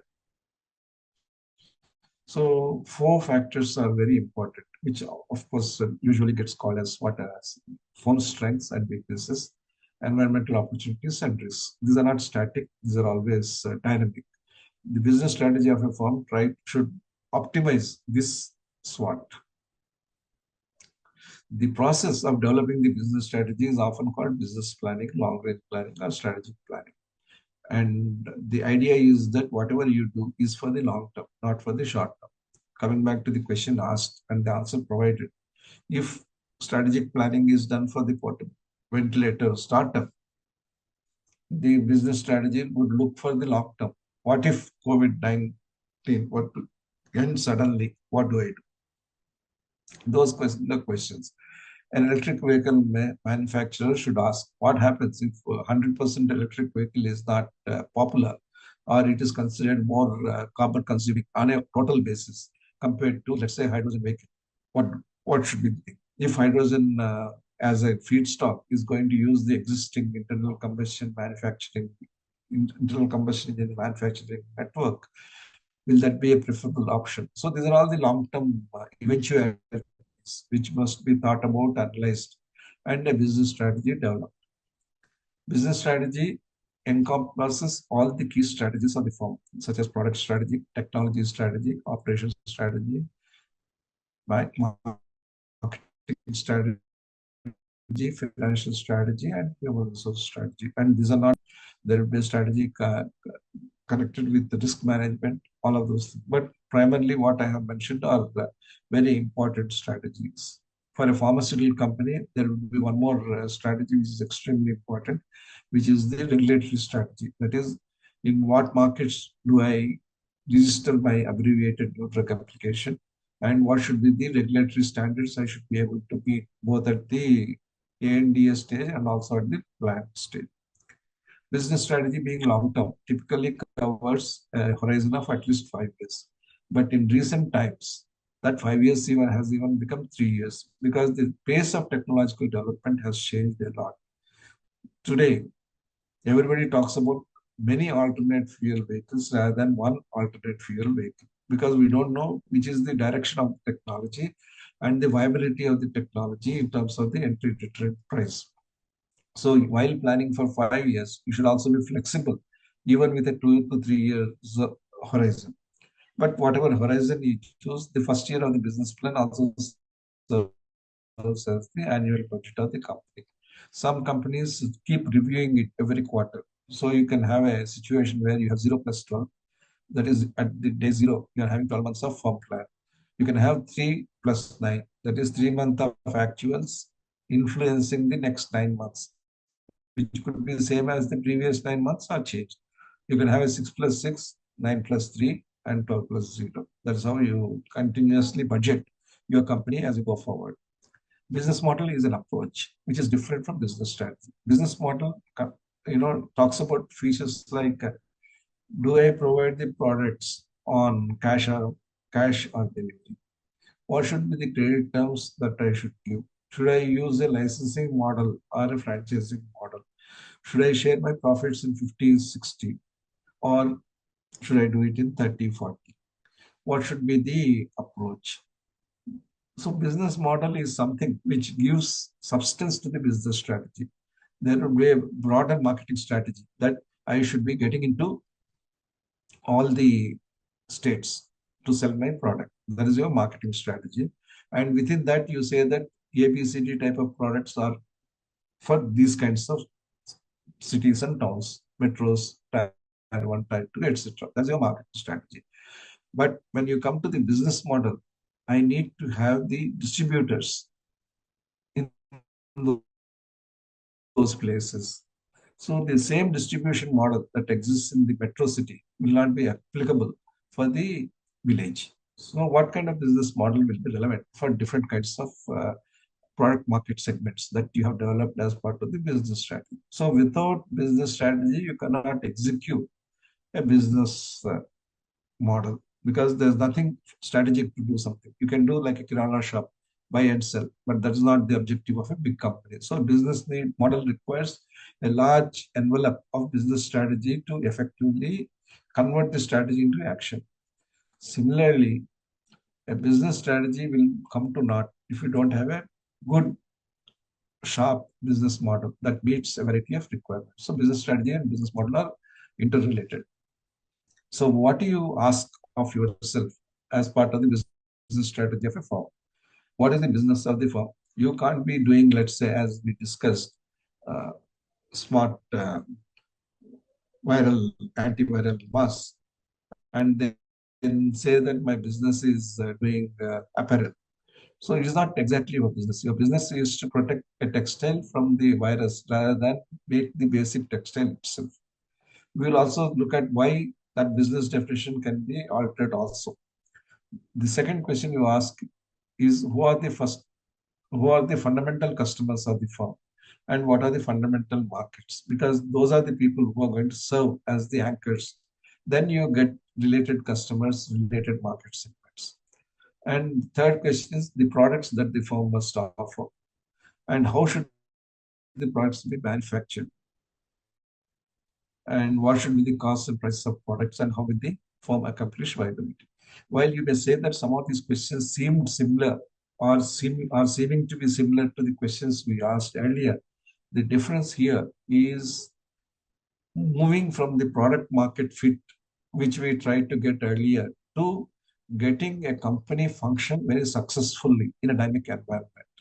And both are required. You have to have fundamentally a very good product market strategy and development of a product based on very firm principles of ideation, prototyping, testing, and validation. That strategization is extremely important.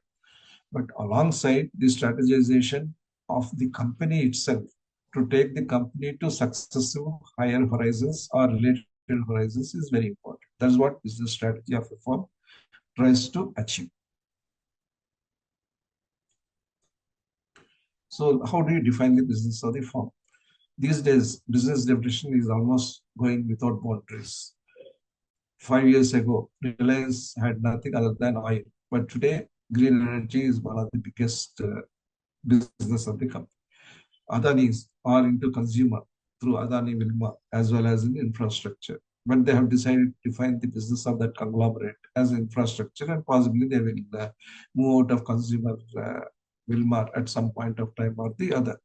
So, how will the firm see the business of the firm? This definition of the business gives entirely different perspective to the whole set of planning and execution actions of the firm. So when you look at the commercial vehicle manufacturer, earlier we used to define a commercial vehicle manufacturer, be it Tata or Ashok Leyland, as commercial vehicle manufacturer.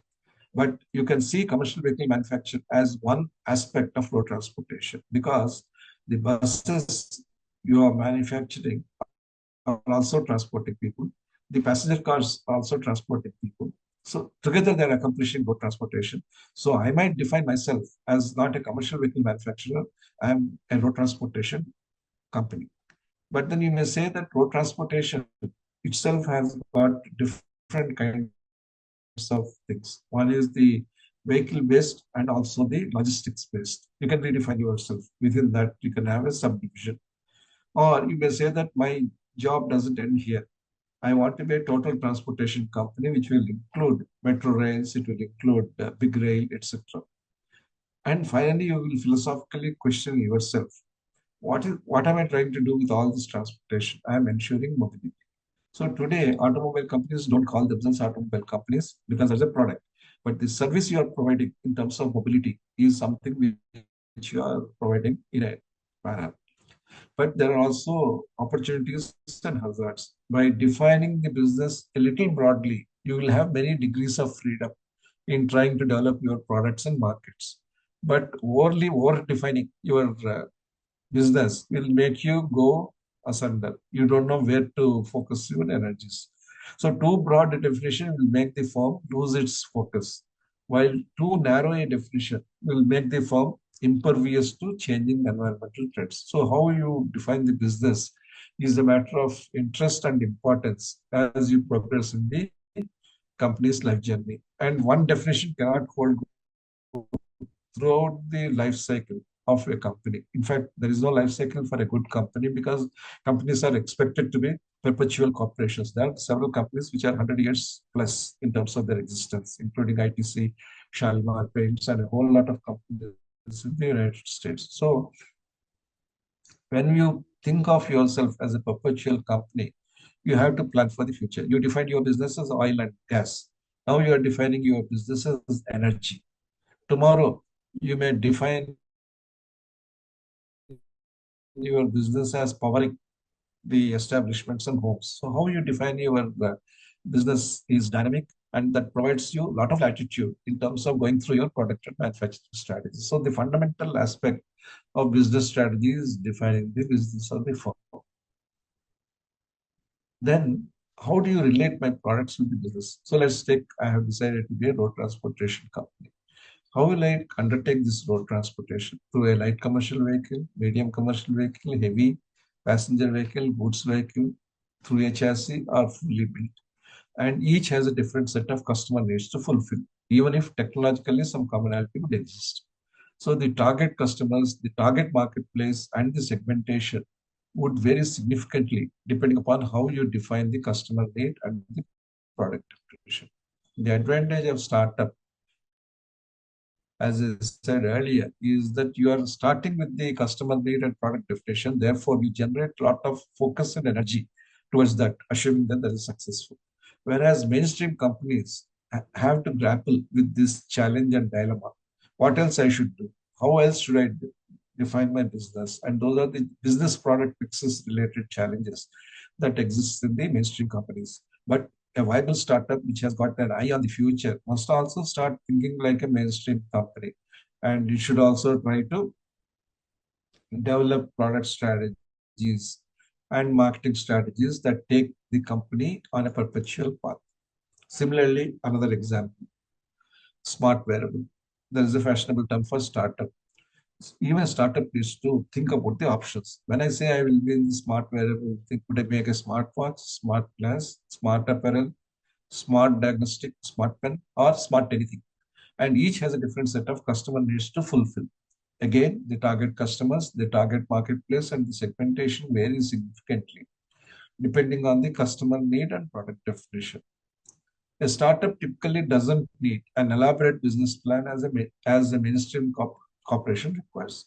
One right product developed in the right manner, priced in the priced at the right level, and offered at the right time will create a huge demand for a startup. Whereas a mainstream company has to do many things to get into that kind of situation because simply lack of novelty of a mainstream company, therefore a lot of competition is going to stymie the efforts of a mainstream company.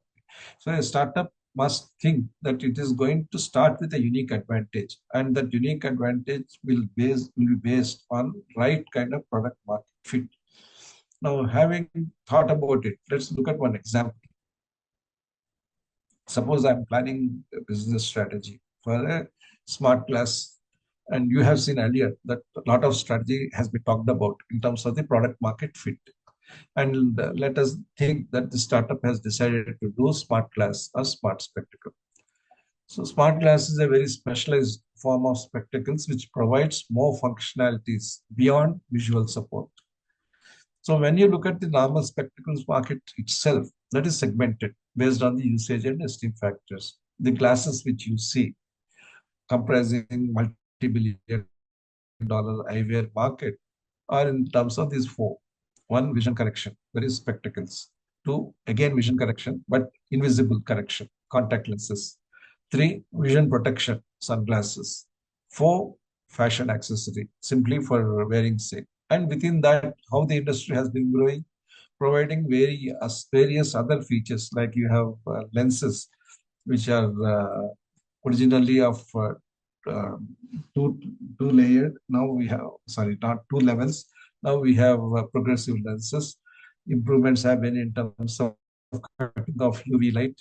Improvements have been in terms of changing into sunglasses automatically when you go out, or if you have been traveling in air-conditioned atmosphere, these spectacles will not get moist when you come out of things. So the industry has been continuously trying to improve and meet newer requirements, make these spectacles better.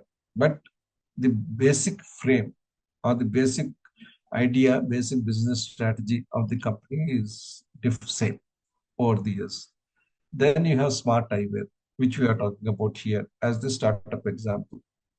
There are three functionalities or three streams of functionalities. First is improving.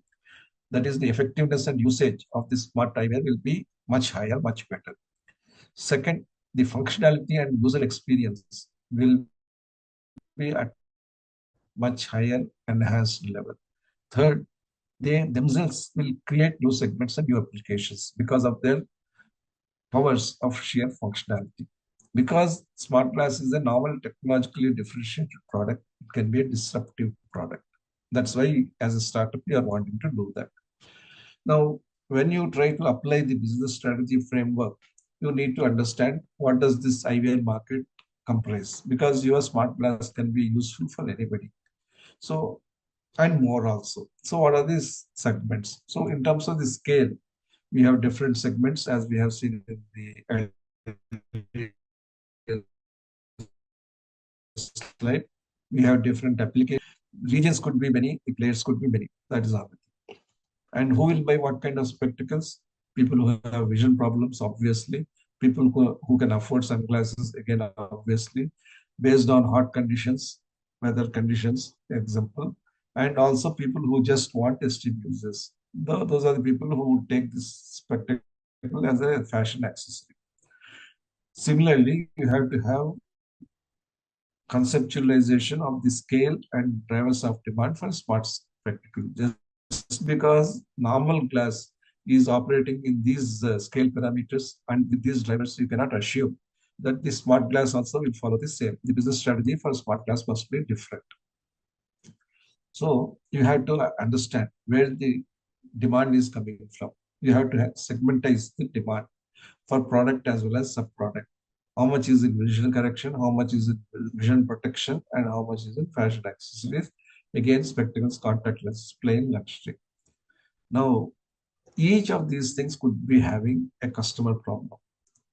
For contact lens, putting it with a contact lens solution, and that is an art by itself. Not everybody is successful in having contact lens. Spectacles, for some people, it impinges on the nose bridge. Some people, it impinges on the eyes. For some people, it cannot be worn along with the mask. It pains a lot. So those are all the kind of problems which are not really startup problems. They can be handled by the mainstream company.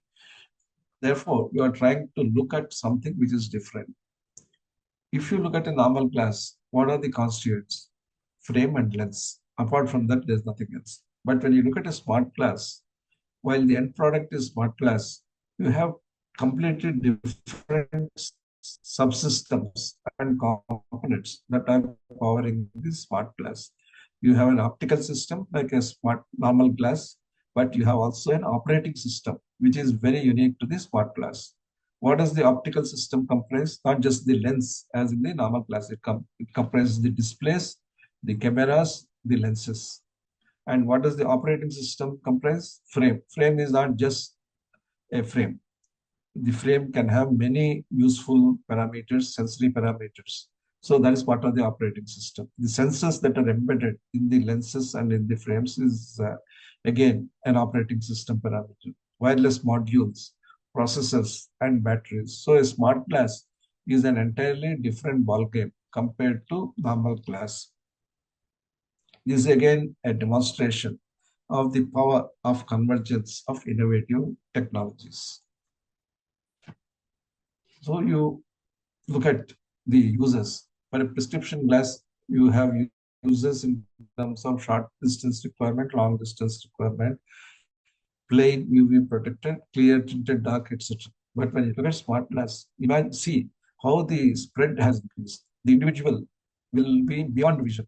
He may be reading content or seeing content with the smart glass. The industrial applications could be many: engineering, manufacturing, logistics, infrastructure. If you are having a quality consultant based in USA, it is not necessary that you pay him huge amounts of money to come to India and then physically stay for a few days and do. By having smart glass enabled network and systems, the gentleman can see from US the manufacturing practices that are happening on the shop floor and coach, teach as required. Similarly, if you want to read many things that are invisible in terms of warehousing, or when you want to scan automatically whatever is happening, you may have a smart glass. Therefore, the industrial uses of smart glass would be many, very many: engineering, manufacturing, logistics, infrastructure. And what else it can do? Normal glass will never educate or entertain. But today, smart glasses constitute less than 5% of global eyewear market. But given the kind of potentialities that exist, the reach could be as much as 50%. And that excludes what else you can do in different segments. Just as safety boots have become essential, mandatory for every factory employee or construction worker, there could be a time when the smart glass would be mandatory for everybody. What happens through visual inspection may be done by smart glass. A quality control executive testing process are getting prompts for you to be able to do certain things in a more effective way. A business plan, be it for the normal glass or for the smart glass, is built on four core product market themes. One, existing products, existing markets; new products, existing markets. This is on the product dimension. And on the market dimension, existing products, new markets, new products, new markets. Now, there are combinations possible. When you look at the smart spectacle, you have that new product catering to new markets, but that new product would also look at the existing market. So it's not that these are very strict differences that may happen. So this kind of change based on the product market fit is some of the important aspects of startup planning. And if you really ask yourself and answer yourself, the new products, new markets is the area which is an ideal area for startups because they have novel technologies. They can create new markets through the technology. When you look at a Google, which created the search engine as its first product, it created a whole new market. Similarly, Apple's iPad, the smart devices, everything which you see having huge demand is based on the new market requirements. Smart meters in electricity grid, they are new products and they have generated new markets. Nobody was having smart meters at home for electricity for consumption. But today, both by regulatory nudge as well as individual preferences, we are having new markets for those kinds of products. The more granular you make this product market grid, the more successful you will be in ensuring the sustainability of your product market plan and therefore business plan. In this case, how do you reach the consumer? How does a typical glassware, that is eyewear glass, reach the customer? One, through prescriptions. Those who are prescribed take glasses. Those who feel that they should have an eyewear, they will take on their own. And this can happen through online sales or through offline sales. The more sophisticated a healthcare product becomes, then the greater would be the regulatory hurdles because it ceases becoming a mechanical device and it becomes a healthcare device or a medical device which has got certain regulatory hurdles, regulatory functionalities. So the business plan must guide the firm on three basic parameters. What are the basic growth drivers? My businesses, my markets, my products, my shares. And therefore, what would be my revenue and my price? Second, what would be my investment cost? What would be my operational cost? And as a result of that, what is my profitability, and what is the return on investment. A financial plan is a good capstone of a good business plan. But any financial plan can be as good or as bad as the business strategy. Therefore, the fundamental, if you have to cascade this, a very strong product market strategy on which a business strategy is built and which is summarized in terms of a financial plan. That's how the cascade of planning goes. As I said, business strategy has to be further granulated in terms of several components such as R&D strategy, operations strategy, sales and marketing strategy, financial strategy, human resource strategy, and environment, safety, and health strategy. So with this, we come to the end of this particular session.